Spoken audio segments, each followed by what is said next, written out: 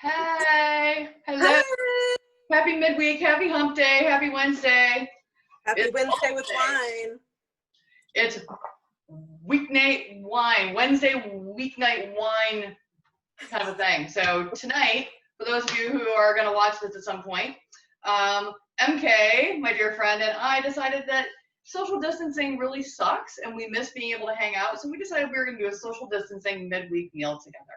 And if we're not going to be driving anywhere, then of course we're going to have a little wine in the middle of the week. That's how we just get through the days. So what we're going to do tonight is MK is going to talk to us about some really fantastic clean crafted wines. She's going to tell you what that means. And we're going to talk about why some of the wines she chose are going to go really great with what I'm going to make. And what I'm going to make is a Greek-inspired meatloaf. Meatloaf can be really, really boring.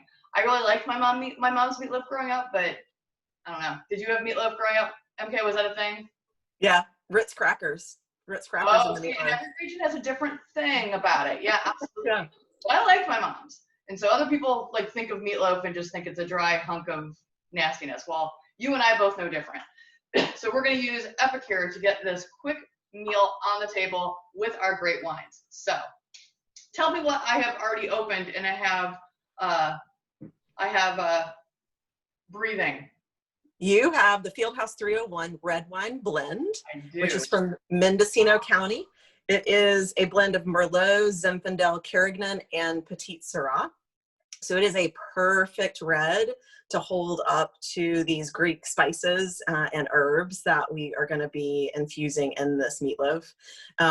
It's a very earthy red, and it's also very bold. So when you're choosing a wine, you want to make sure that it's going to hold up to these bold flavors of the meatloaf.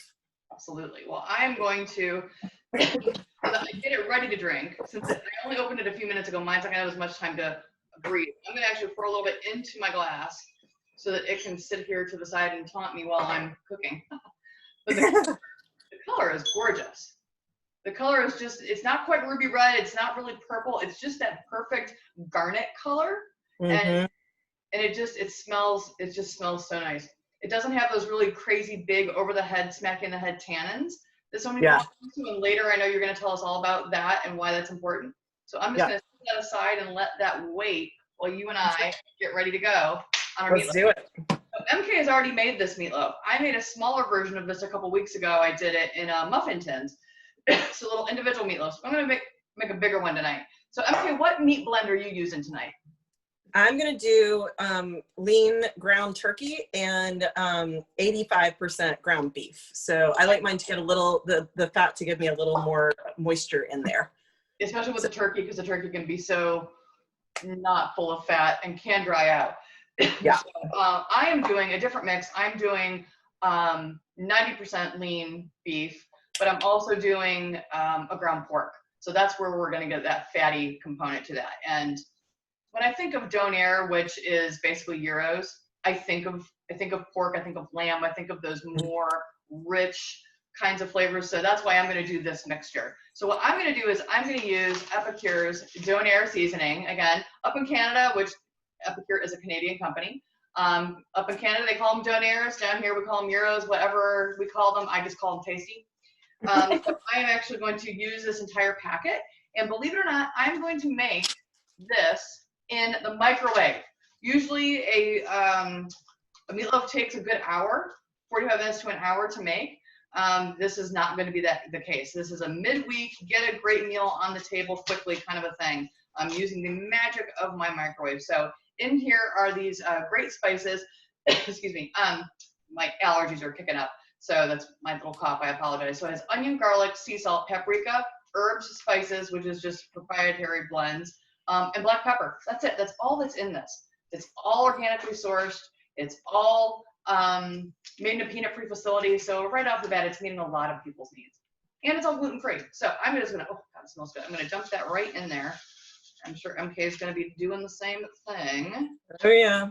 And I was going to try to be all nice and like use a spoon, one of our really great silicone spoons to mix.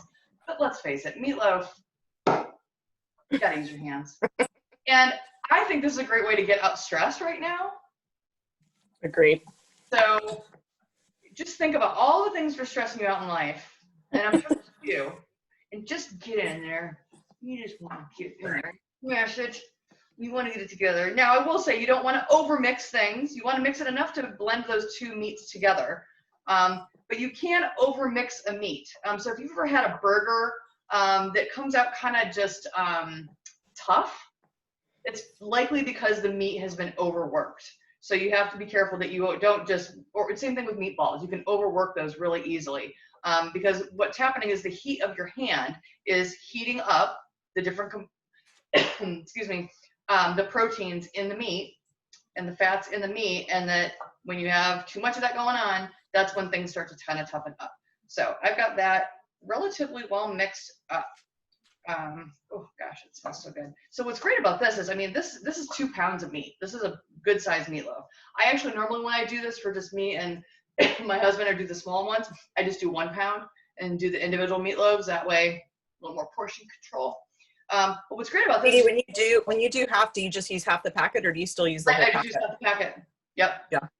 And then I can turn around and use those in meatballs. I can use those on chicken, because the seasoning is great on chicken. So I'm just gonna take that. So again, great big old mass of meat, and I'm gonna put it into one of the fabulous steamers. This is our rectangular steamer. This is silicone. It's food grade silicone. It's BPA free and leaching free, so you're not gonna get extra junk into your food, which nobody likes that. It's dishwasher safe. And it also, so we're going to do it in the microwave, but you can actually also put this into the oven up to 425 degrees. So it's super, super versatile. So I'm going to plop this bad boy right in there. I'm just going to put that. You can't put it on the stovetop. You're what? You do not put it on the stovetop. Do not put it on the stovetop. I had a customer who shall remain nameless who asked me if she could use it on the stovetop. I suggested perhaps no. That might negate the warranty. Let's put it that way. And you might not like the smell in your house. No, I'm just saying. So I'm going to step aside. So MK, what are you putting yours in? So I'm doing the same thing. Okay, that's going to go in there. Yeah, we made this way. I made this way about a month ago, and the family loved it. I've got 2 little boys, a 12-year-old and an 8-year-old, and they thought it was delicious. It was a hit. So yeah, if it's a hit with the kids, then I mean, at that point, everybody wins. Yeah. Yeah, that's quick, easy, and eaten. Sold. And again, this makes great leftovers. And meatloaf, if you've ever made meatloaf before, I'm sure you know it makes great sandwiches. Mm-hmm. The next day, it also freezes really beautifully, so you can make this ahead of time and just do half. So you can cook once, eat twice kind of a thing, which is really great. So right in the back of the packaging, it tells you how to do this in the microwave or in the oven. It even gives you different options, excuse me, for the different meats. So that's what I like, is it gives you not just one way to make this. There are a lot of ways. You can epicurize it, and epicurize it means make it your way. So this is going on high for 13 minutes. So MK, when you did yours in the microwave before, did you put the top on, or did you leave it off? I put the top on. Top on. See, I haven't done it, so you're gonna get to see whether or not I make a complete mess, which is entirely possible. That's what I do. So, yeah, so this is gonna go in. I'm gonna start at 10 minutes because again, everyone's microwaves are a little different, and then I'm gonna test it. So I am going to. Whoops. Nope, I'm not gonna do that. I really can't work my own microwave. So there we go. I'm gonna start with 10 minutes and see how that goes. So while you're still working on yours, I'm gonna go ahead and move over and make the tzatziki. So I'm using Epicure's little prep bowls. These little prep bowls are awesome. They come in a set of 4 normally. We are out right now. You can't order them separately, but they do come in our business kit, which I will mention later, which is really awesome. So I already have the Greek yogurt measured out, so I have just over a half a cup in here. Got the little silicone lid on here. These things are great. And then I already went ahead earlier and shredded some zucchini, and I used our really handy mandolin. The mandolin has a number of different blades on it, different sizes. And I did it earlier so I could squeeze out all of the moisture, but I can just show you how quickly this goes.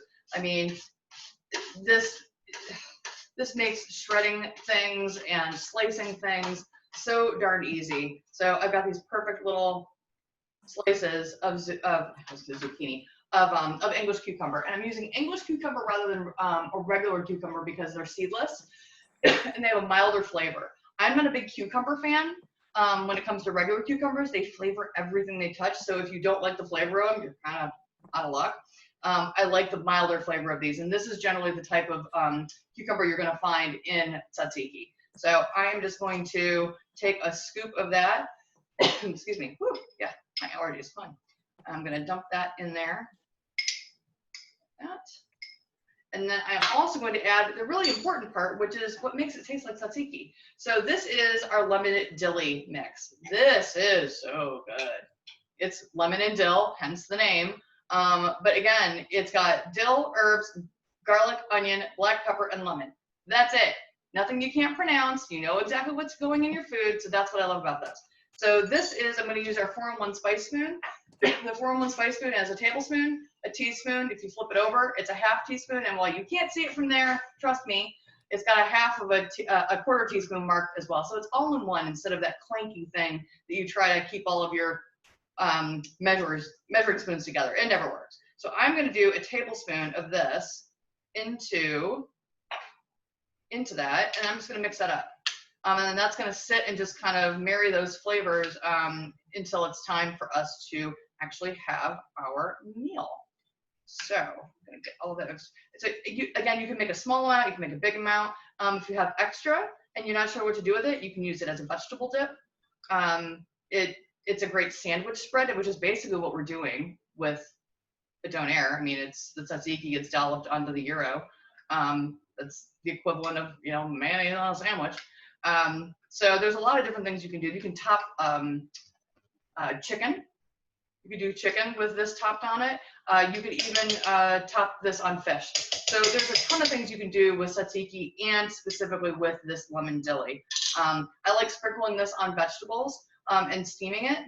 And in 3 minutes, I have crisp, tender vegetables in that steamer that's in the microwave right now with this on it. It's light, bright, and super healthy because it doesn't have any sodium. It doesn't have any of those other things that we don't want. So I am going to just set that aside for now. Put my little top on it like that and get it out of the way. So, okay. So how are you doing over there, MK? I'm good. I put myself on mute because my stuff's in the microwave, but you're on the microwave. Very loud. Mute doesn't work on me, ever. I'm sure there are a lot of people who would like to mute me. One of the things I decided to do tonight is just to divide it up in half. So I'm doing one half that's just straight meat with the seasoning, put it in the microwave. That's what I've got in there. But I'm going to also saute some onions and some mushrooms and mix those in with the other one because I like to have some extra, you know, flavors and texture in there too. So. Yep. Yeah, I mean, the meatloaf I grew up with had onions and green peppers and those kinds of things. So you had that little bit of a crunch in there. Yeah. And normally I would do that, but again, for that last minute, like, get it done. Yeah. I love the variations that you can do. So I love that you're able to do that. And you can use other vegetables. If you want to hire other vegetables, you can always shred zucchini, shred. You could get the mandolin and do that with the zucchini. You could do carrots. Mm-hmm. You could mix that in with the ground meat. So there's a lot of things you can do to sneak all those things in.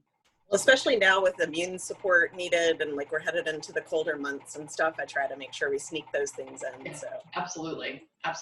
So no one else can smell this, but wow, this smells so good. So we're gonna hope that I'm not making too much of a mess, but how's it looking? I keep laughing because it's just what I do.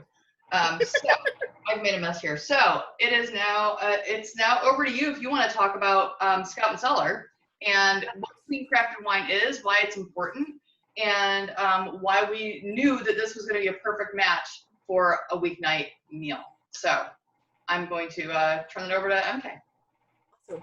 Thank you. Yeah, so Scout and Cellar is a company that travels the globe and meets with independent vineyards, family-owned vineyards, and small independent farmers that practice what we call clean crafted. It's a trademark term, and clean crafted means that there are no synthetic pesticides and no synthetic chemicals in any of our wines.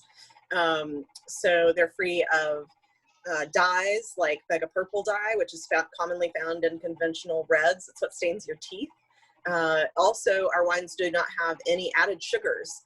What a lot of people don't know is that in some regions you can add up to 16 grams of sugar after the wine is fermented, and so a lot of people don't realize that that's actually in what's in their bottle, because labeling practices on alcohol and wine in particular, you get the region, you get the alcohol by volume %, and that's pretty much it.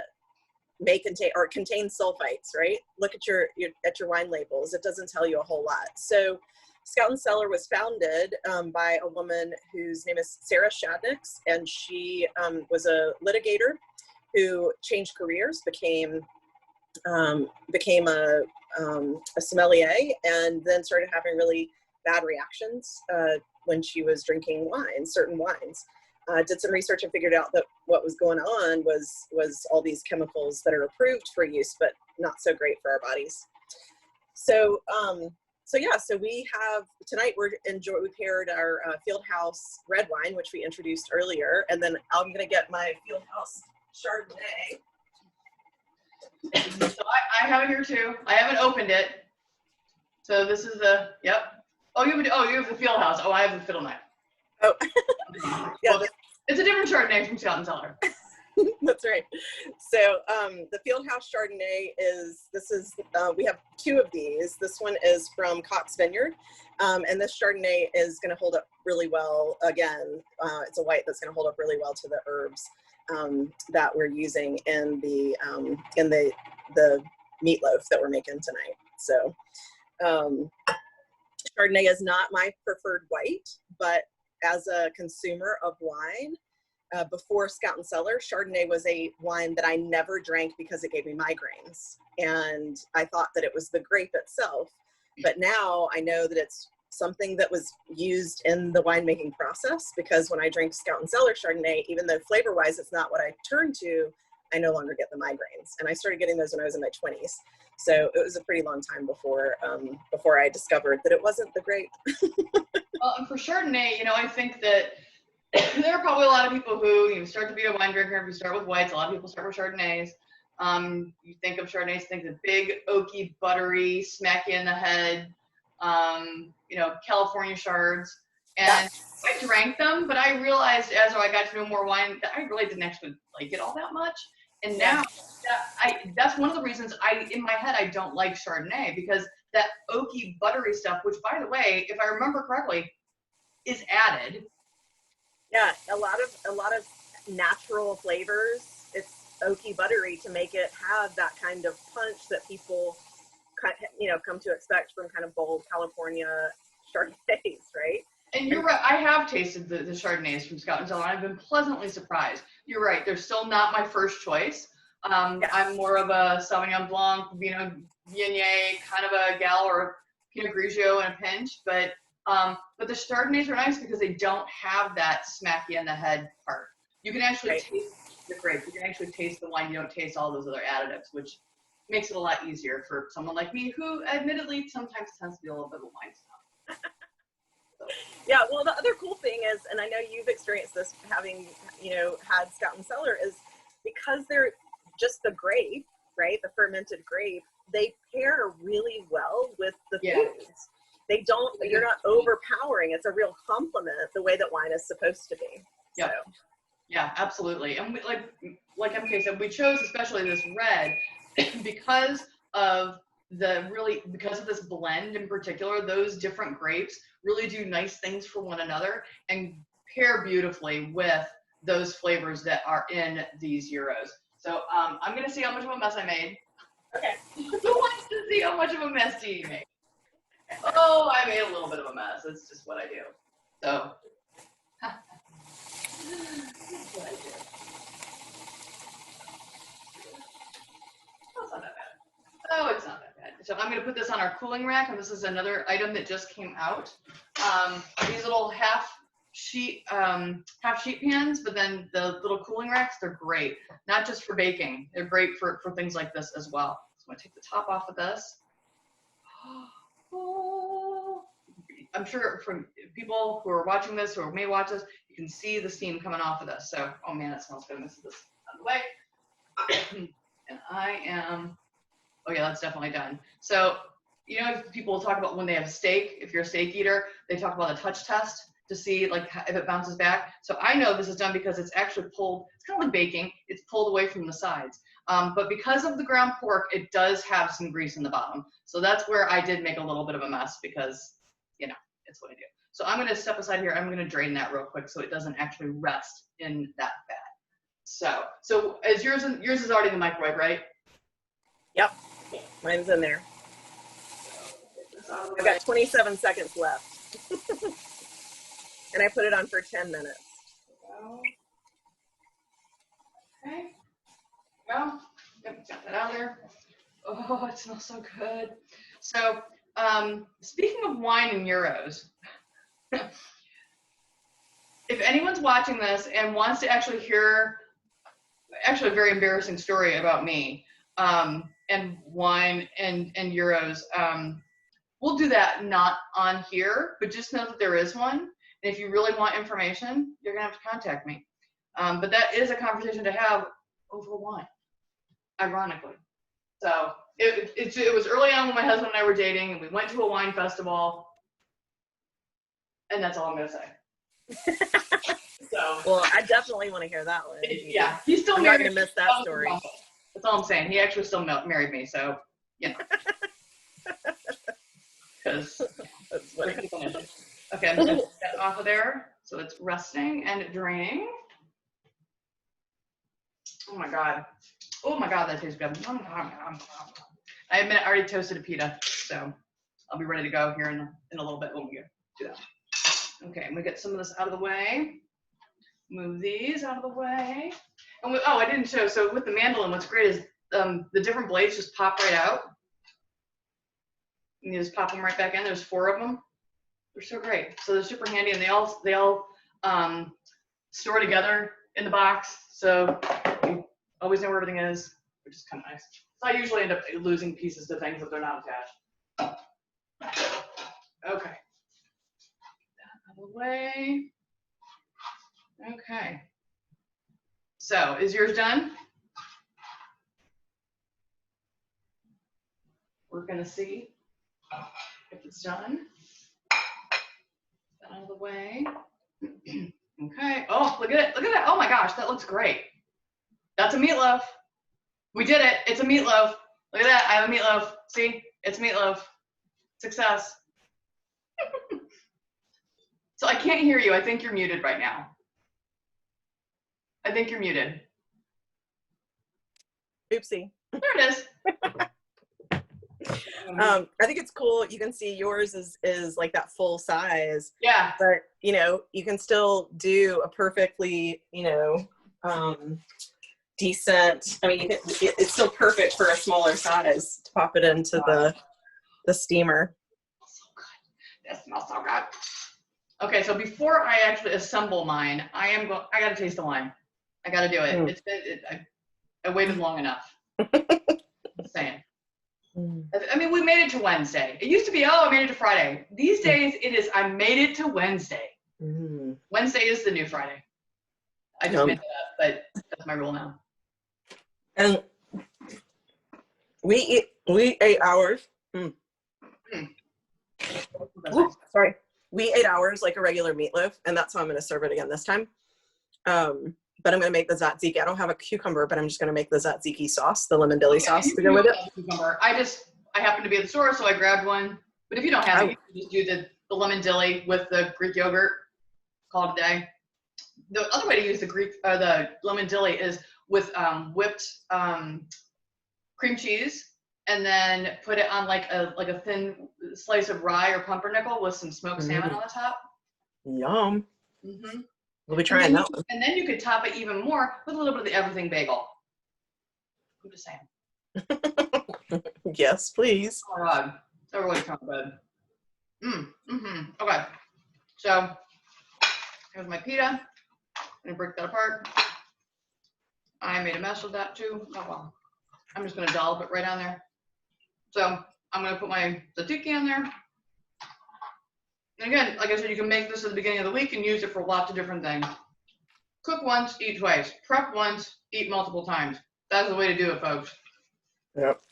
That's one of the other things that I do with MK, is my other part of my company. I do meal prep pods where I help people have meal plans at the ready so they don't have to worry about grocery lists and recipes and what to make and trying to stay in a healthy, in a healthy way. And so we're doing a Mediterranean pod right now, and MK is on week 4 of that. Yep. And so I provide the different, it's breakfast, lunch, dinner, 2 snacks a day, and it's all of the things you need to make those things happen. So, and it's awesome. I'm a homeschooling mom in this pandemic, not traditionally, but just as a result. And I tell you, the snacks and the lunches are clutch, especially. And it is, and I plan them. People don't have to, because obviously it's meant to make life easier, not harder. You don't have to follow it exactly. But being able to cook once on dinner and use it again for lunch. Yep. Just one less thing to worry about. So this is really ugly looking because I kind of did it more as like a open faced pita. I over toasted my pita, so I couldn't actually get into it, but oh well. You should still give me saying. So I'm going in. Ooh, you know what? This would be really good if you crumbled it up and did it on a Greek pizza. I'm telling you, there's so many ways that this will satisfy. Oh my God. Opa! Opa! Oh, That's right. So good. So good. And with this, it's a bolder red. So it's not a light red like a Pinot Noir or, excuse me, or, although this time of year is more of a Beaujolais Nouveau kind of a time of year, but that's really light. Some Chiantis, Sangiovese grape is generally lighter. Kind of robust, but lighter in body. These, you said Merlot. It's Merlot, Petit Syrah, Carignan, and Zinfandel, I believe. Zinfandel, yes. And the Zin really comes through. Yeah. The Zin really comes through. Yeah, it's 40% Merlot, 26% Zin, 26% Carignan, and 8% Petit Syrah. And it's so funny because I tasted it, and I've had this wine, so so I know I like it. It's delicious. Having a bite of this and then drinking it, it's like a different wine. Yeah. Really? I know, the wine and food pairings are so much fun with Scout and Cellar wines. They really are. And vice versa. Like anything I fix, the Epicure meals, like they're so clean too, that like it just, they play off of each other. I'm going to pour myself a little bit of this Chardonnay. Oh my gosh. Folks, if you are looking for wines that are not going to give you a headache or not likely to give you a headache, can't make that claim, don't do that. But if you're looking for wines that can be shipped to your door, which everything's shipped to our door these days, that's a good thing, and are not made with all these crazy chemicals and other things that you really don't want to be putting in your body. If you can't pronounce it, you shouldn't put it in your body. I think it's just a really good rule. And as MK said, that pairing to Epicure, because Epicure believes the same thing. We too have a never ever list of things that will never, ever, ever be in our food, in our meal solutions. And that's why we also have silicone that is food grade and BPA free and leaching free, as I mentioned. So we really have a very similar, our companies have a very similar commitment to healthy living, enjoying life, making it less stressful, and doing it in a way that just brings us all joy right now. That's super important. And for MK and I, we both make a living doing this, so that's really nice. And what's super is we both have opportunities for folks who are looking for extra income right now. So I mentioned that right now certain things you can't get singularly with Epicure, but like the little prep bowls, but our business kit is only $100.